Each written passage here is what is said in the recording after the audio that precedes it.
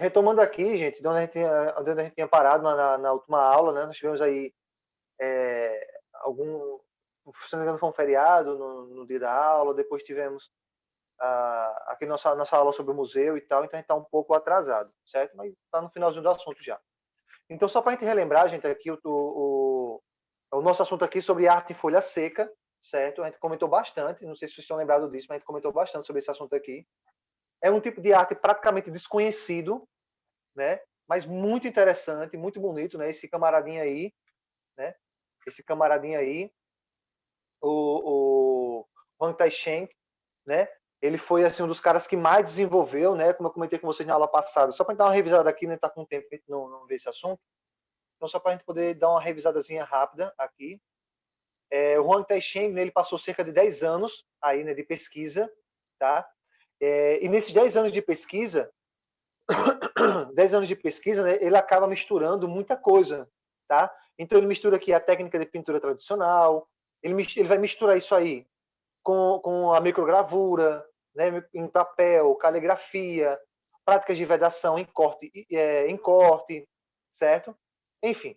Então isso aqui a gente já comentou também na aula passada, né? Então ele vai meio que misturando diversas técnicas, né? Técnica de textura também, claro, certo? E aí ele vai misturando diversas técnicas até desenvolver essa técnica dele, tá? E algo que eu comentei também na aula passada, gente, que não é tão simples quanto a gente imagina, né? Não é tão simples quanto a gente imagina. E eu até comentei com vocês que eu até tentei fazer esse trabalho já, eu achei que era só pegar uma folha e recortar a folha, e não é. Né? Tem todo um trabalho de um processo de umedecer a folha, né? De ter a luz correta para que a folha não resseque, para que a folha não quebre. Não é qualquer tipo de folha também que dá para você fazer isso aqui, né? E, cara, muito interessante mesmo. É um tipo de trabalho que eu, particularmente, eu acho muito interessante, certo? Assim, e a gente vai ver alguns exemplos aqui, tá? De como fazer, né? O primeiro deles foi esse daqui, certo? Lembrando, vocês podem comentar, raramente vocês comentam, mas vocês podem comentar, tá? Se você quiser fazer alguma pergunta, tirar alguma dúvida, tá? Então tá aqui alguns exemplos, né, do que ele pode fazer. E, cara, assim, como eu falei para vocês na última aula, eu sempre, toda vez que eu trabalho com esse slide aqui, eu me impressiono, né? Como ele consegue fazer, como ele consegue fazer cortes tão fininhos, né? Cortes tão pequenos desse jeito aqui, né? Cortes tão pequenos assim, né? Porque até então essa parte aqui de cima dá para você, quem sabe dá para você fazer. Mas esses cortes aqui do centro, né? Do comecinho aqui, né? Esses traços, esses cortes aqui do comecinho, né? Então são cortes difíceis, são cortes trabalhosos de se fazer. Olha essa outra aqui. Então é um tipo de trabalho, cara, que eu simplesmente eu acho excepcional, né? Esse trabalho aqui. E lembrando também, gente, que para você fazer esse trabalho aqui não é pegou a folha e já vai lá com os objetos de corte, né? Como eu falei para vocês também na aula passada.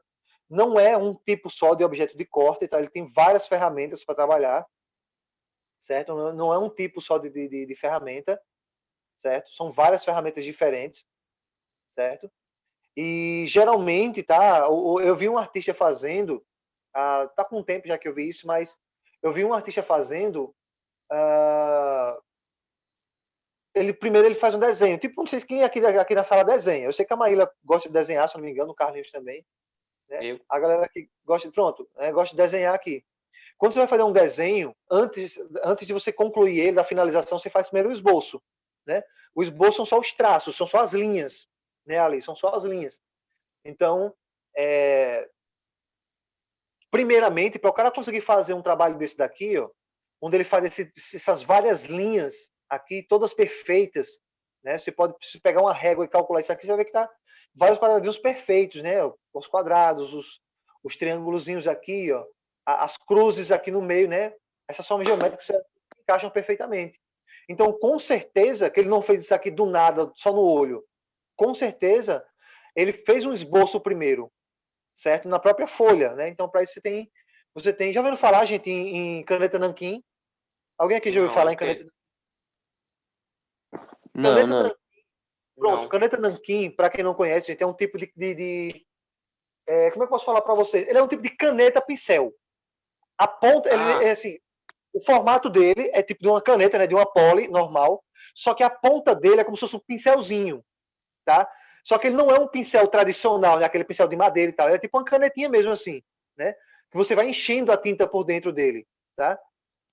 Professor, Desculpem. Pode falar, Carlinhos. parece que essa caneta aí que se usa, né, para fazer o mangá, se eu não me engano. Exatamente, Carlinhos, exatamente, perfeito.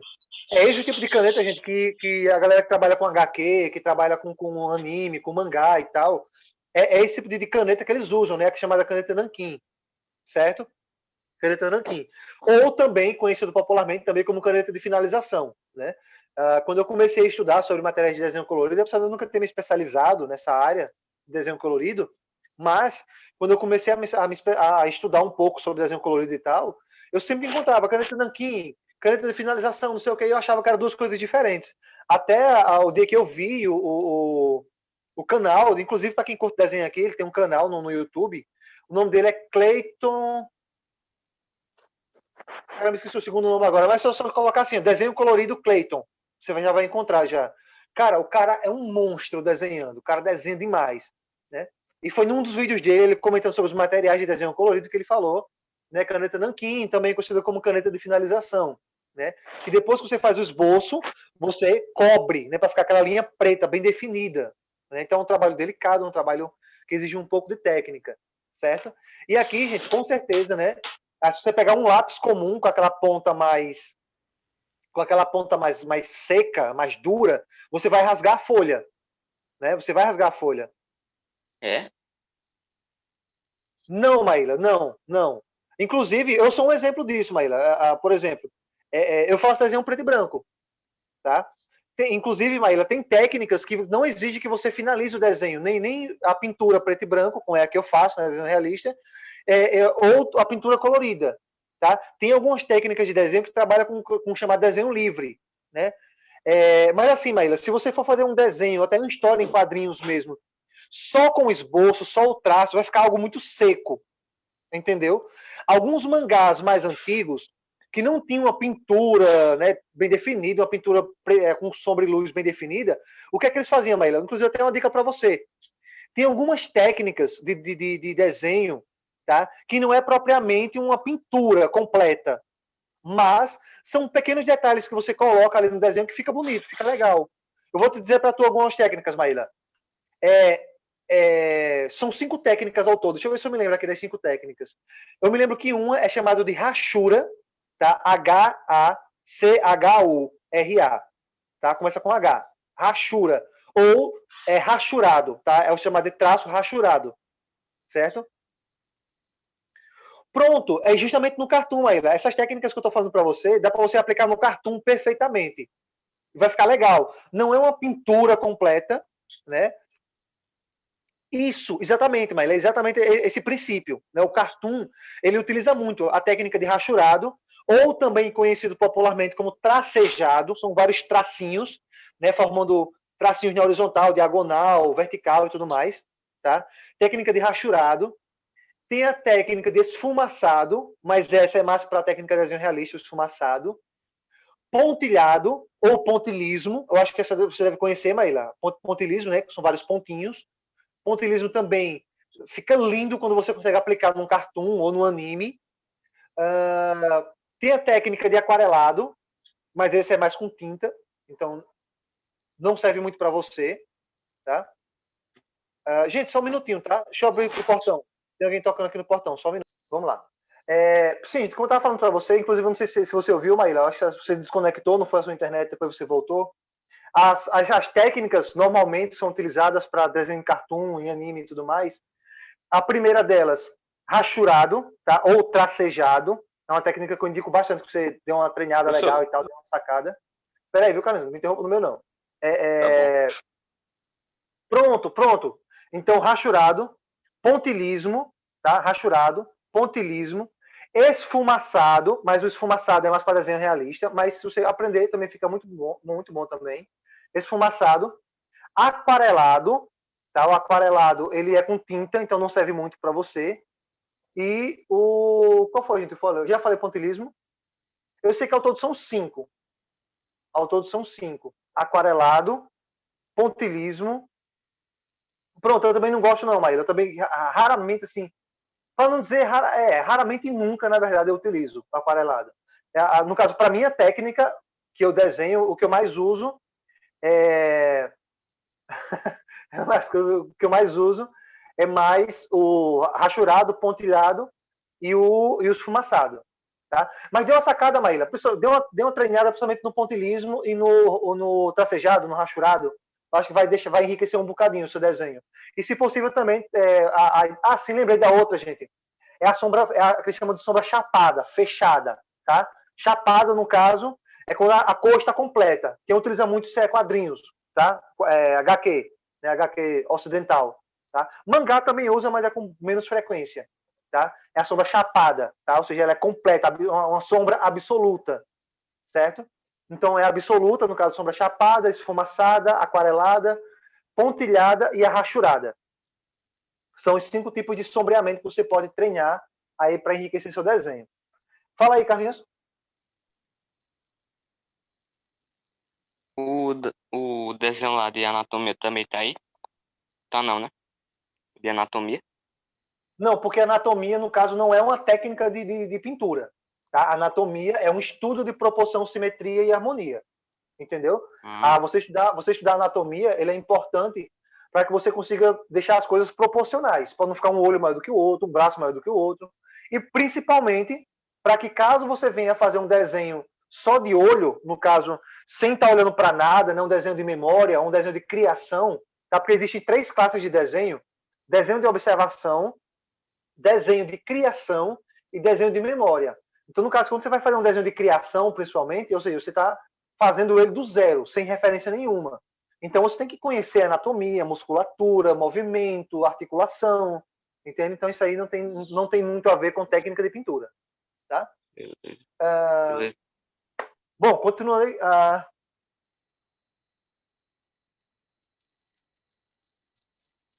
Já sim, Maíla, já sim. Eu nunca utilizei, mas tem um amigo meu que ele faz desenho com desenho colorido e ele utiliza, né? Esse tipo de material também. Cara, material para você fazer desenho, pintura, alguma coisa assim, cara, é uma infinidade de materiais, né? E é aquilo que eu sempre falo para vocês, cara, você tem que aprender, você tem que treinar, ver, você tem que se encontrar na arte. É o que eu sempre digo, cada um tem a sua técnica, cada um tem ali a sua praia, aquilo que você mais gosta, aquilo que mais te chama a atenção. E tudo isso aí é o quê? É treino, é experimentação, né? Para poder chegar no nível que eu estou hoje, para poder chegar... Isso é caro, realmente é caro, Maíla, realmente é caro mesmo. Muito material, o material que eu uso também é muito caro também, né? Você tem que comprar de um em um, devagarzinho. Né? Eu levei muito tempo para montar a minha maletinha de materiais que eu tenho hoje em dia. Levei bastante tempo, porque são caros. E outra, para completar, eu acho que 80% dos materiais que eu uso nos meus desenhos não tem aqui em Arapiraca. Nem em Alagoas tem, eu tenho que comprar tudo fretado. E muitas vezes o frete é mais caro do que o produto. Né? Bem mais caro do que o produto. Aí às vezes eu nem compro, né? Porque não vai compensar. Né? Mas enfim, gente. Mas no caso do meu material não tem. Eu já procurei tudo que foi loja lá e não tem. Em nenhum canto. Do material que eu uso. Então, olha só, gente, tem aqui mais alguns, né? Mais alguns exemplos. Lembrando, pessoal, que esses trabalhos aqui que eu estou mostrando para vocês por enquanto são todos trabalhos de corte. Tá? No caso, onde ele corta a folha. Certo? Onde ele faz a perfuração na folha. Tá bem? Deu para todo mundo entender isso aqui, né? Por que eu estou falando que isso aqui é um trabalho de corte? Porque daqui a pouco vocês vão ver trabalho de pintura na folha. Ao invés de ele cortar a folha, ele pinta em cima da folha. Certo? Quanto tempo será que demora, hein? Para fazer? Cara, eu não faço ideia, mas assim, como todo artista que se preze, eu acho que deve demorar aí alguns vários dias, viu? Porque eu estava até comentando com a turma do 8º ano, agora há pouco, eu estava comentando lá que tem uma frase que se encaixa perfeitamente na arte, a pressa é inimiga da perfeição. Por que muitas pessoas que desenham, que fazem pintura, que trabalham com esse tipo de coisa assim, fica frustrado? Fica entediado, não sente mais vontade de desenhar, não sente mais vontade de pintar. Sabe por quê? Porque eles têm pressa, eles querem ver só o final. Ele começa o desenho e já está pensando em como vai ser o final. Ele quer terminar rápido, para ver como vai ficar. E quanto mais rápido ele termina, pior fica. Quanto mais rápido ele termina, pior fica. Ou seja, uma coisa que eu aprendi na prática depois de 20... Gente, tem 20 anos que eu desenho, cara. Eu sou desenhista há 20 anos.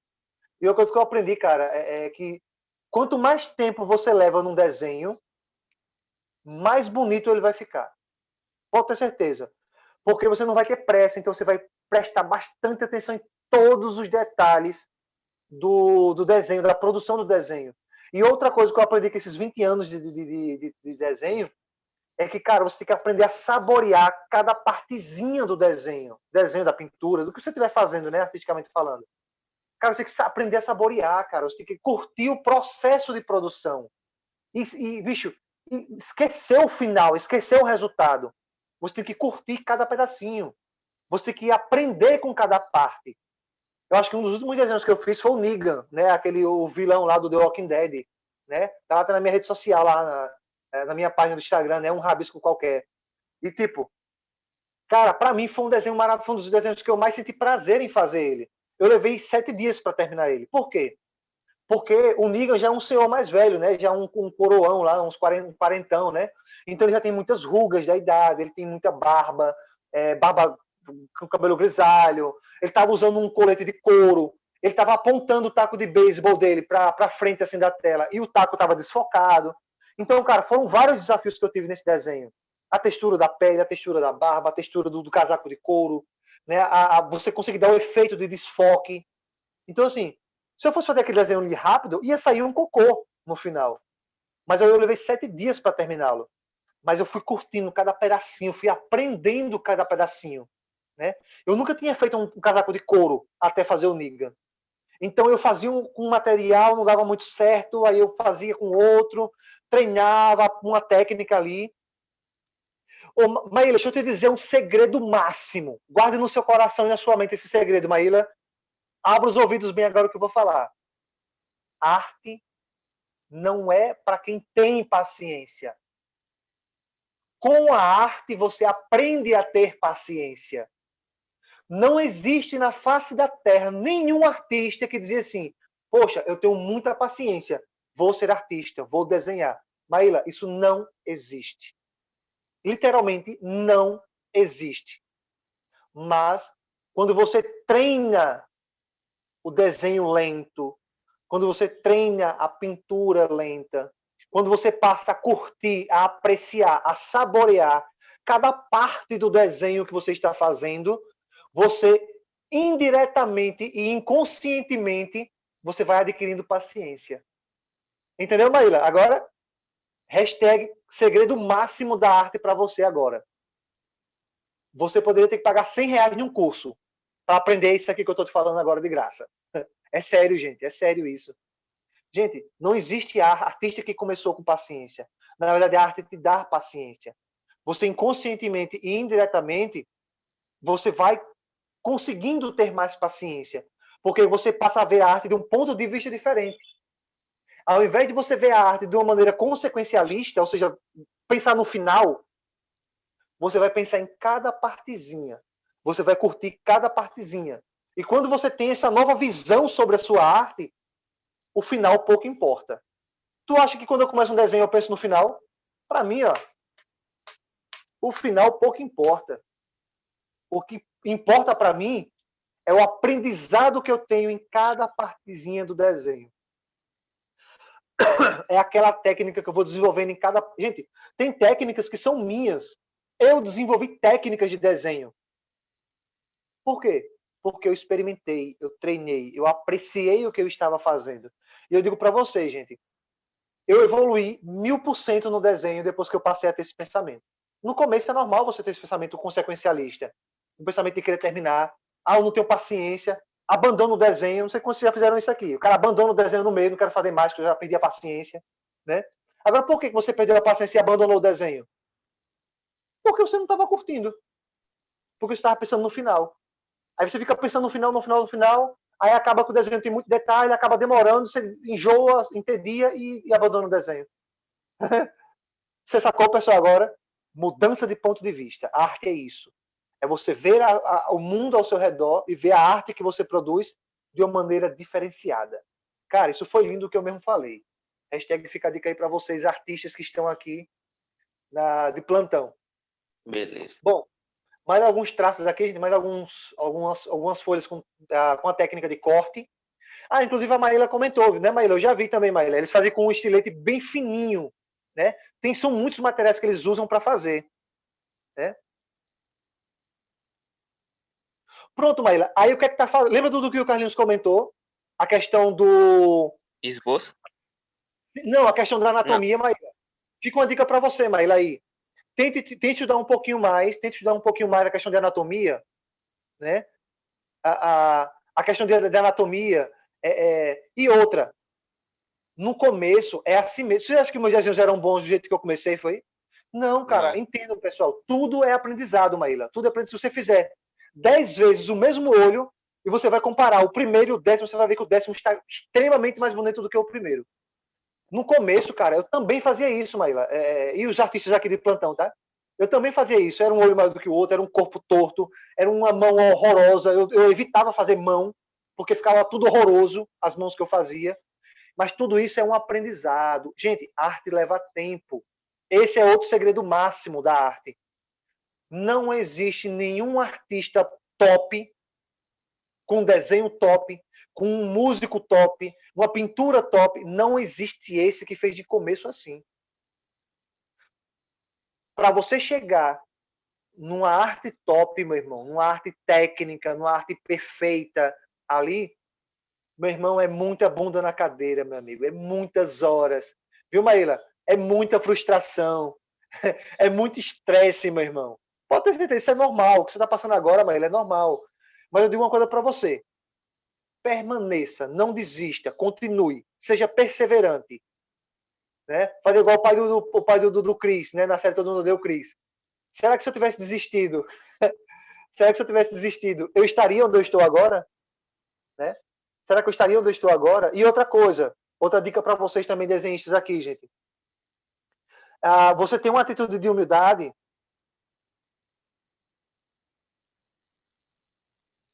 Pronto, eu li agora, Abraão, sua mensagem. É exatamente o que eu estou falando, cara, aqui. É exatamente o que eu estou falando. Entende? É exatamente o que eu estou falando. Viu, pessoal? Outra coisa que a gente também tem que ter, gente, quando alguém diz que é dom. É normal, cara, é normal. É normal. Quando alguém diz que é dom, é normal. É porque na cabeça das pessoas é isso, que elas acham que arte é dom e não esforço. E eu digo para você, gente, arte é esforço. Eu não acho que eu tenho um dom para desenho. Eu não acho que eu tenho um dom para música. Mas eu me esforço ao máximo. E eu estou onde eu estou hoje por causa do meu esforço. Não foi por causa de dom. Entende? Vale muito mais um esforçado do que 1000 talentosos. O que é que adianta o talento sem esforço? Talento sem esforço não é nada. Mas esforço sem talento é tudo. Olha que coisa linda que eu falei agora. Nem eu sabia que eu sabia falar isso. Entendeu? Talento sem esforço, meu amigo, não é nada. Não é nada. Não adianta você ter talento sem ter esforço. Né? Agora, esforço sem talento é tudo, bicho. Entende? E outra coisa, viu, Melhor? A gente também tem que aprender a receber críticas, seja elas construtivas ou destrutivas. Sempre vai ter pessoas que dizem, puxa, todo desenho tá um lixo, todo desenho tá horrível, tá... Bicho, já ouvi tanto isso. Mas tem pessoas que vão falar alguma coisa do desenho de uma maneira construtiva. Por exemplo, tem alguns alunos que mandam o desenho para mim. Professor, avalie o meu desenho.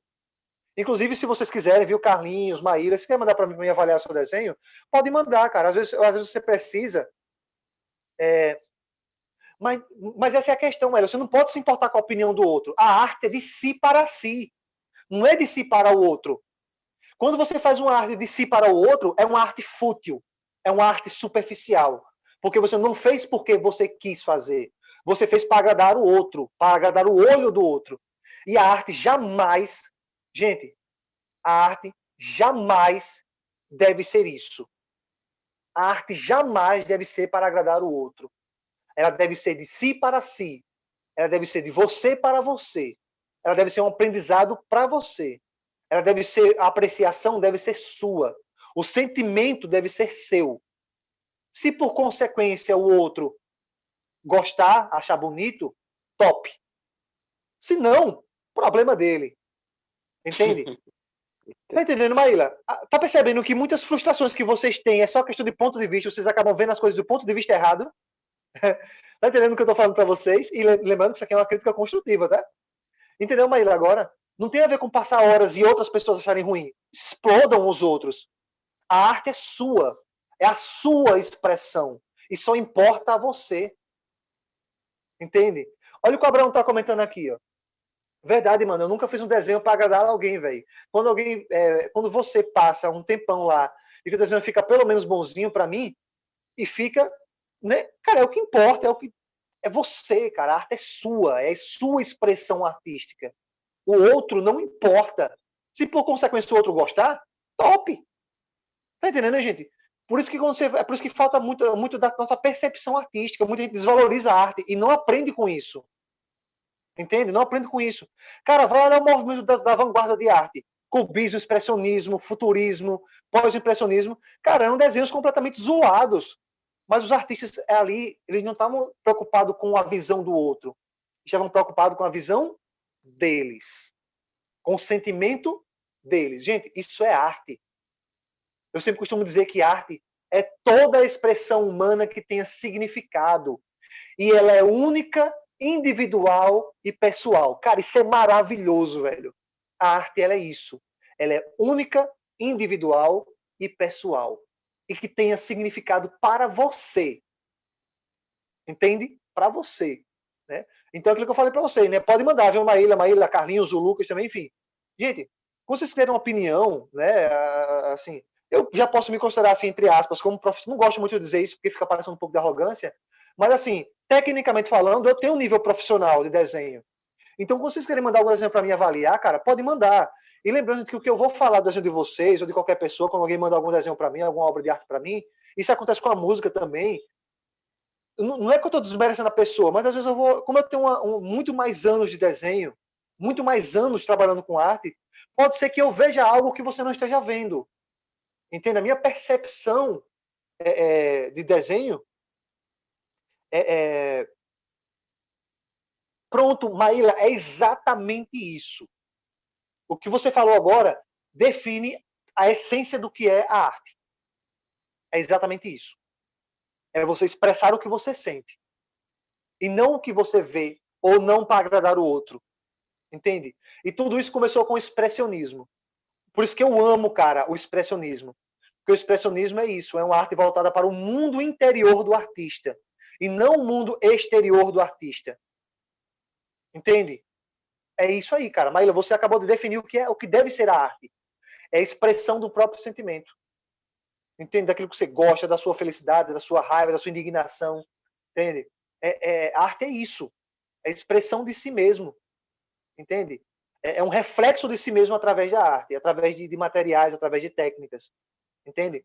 Então, com certeza, cara, esses trabalhos aqui desse carinha aqui, que a gente tá vendo aqui, ó, na nossa aula aqui de hoje, com certeza isso é a expressão do que ele vê, do que ele vive, do que ele gosta, do que ele acha bonito. Entende? Olha só, pessoal, aqui, ó.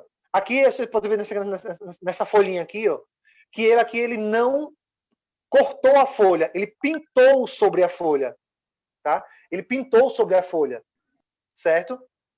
Olha só aqui, ó, outra pintura sobre a folha. Então aqui você nota que ele não está cortando a folha. Então aqui a gente já pode ver duas técnicas diferentes. Uma com corte, tá? Uma com corte, beleza, Luiz, eu entendo. Uma técnica com corte na folha e outra técnica com a pintura na folha. Tá? Olha só. Esse dia aqui que eu estou mostrando para vocês aqui, gente, são mais com pintura, certo? Pinturas em folha, tá? Ao invés de você cortar a folha, né, se é a técnica de corte em folha, é a pintura, é a técnica de pintura sobre a folha. Oi. Tem um tipo especial de tinta só para folhas, né? Porque não pode usar tinta guache, por exemplo. No caso aí, tem a ver com a durabilidade. Se você quiser que seja um desenho durável, aí você tem que ter uma tinta específica. Geralmente é tinta óleo. Mas, se você quiser apenas fazer, qualquer tinta serve. Até caneta nanquim também serve. Entende? Qualquer tinta serve. Mas, claro que com o tempo ela vai se desgastar, ela vai ressecar a folha, né? Vai quebrar a folha. Né? Então, depende do tipo da durabilidade do desenho, do trabalho que você queira que seja feito. Entende? Se quiser ser um desenho mais durável, né? Aí você vai ter que fazer com outro tipo de tinta, né? Que seja mais durável. É tipo pintura em tecido. Eu trabalhei muitos anos, cara, com pintura em tecido, né? Por isso tem tinta para tecido, tem tinta para tela, que é tinta a óleo, né? Então, cada técnica que você usa, cada plataforma que você usa, tem algo específico, né? Aqui eu estou passando mais rápido, pessoal, porque são só alguns exemplos, tá? Para vocês poderem ver das duas técnicas, né? A Mona Lisa, né? Da técnica, no caso, com pintura, e a técnica com o corte da folha. E fica bonito, viu? Fica muito bonito. Olha só. Né? Bom, gente, então é isso. Isso aqui é o último slide já. Né? Então, isso aqui por hoje, né? Já conclui aqui o nosso assunto sobre arte em folha seca. Né? Eu acho que o que a gente deve entender aqui é que é um tipo de arte inovadora, que utiliza diversos materiais diferentes, e tem duas técnicas específicas, que é a técnica em corte da folha e a técnica pintando a folha. Ok? Então, a partir da semana que vem, inclusive, já é o dia do teste, já, o teste prático, eu vou explicar para vocês agora como é que vai ser feito.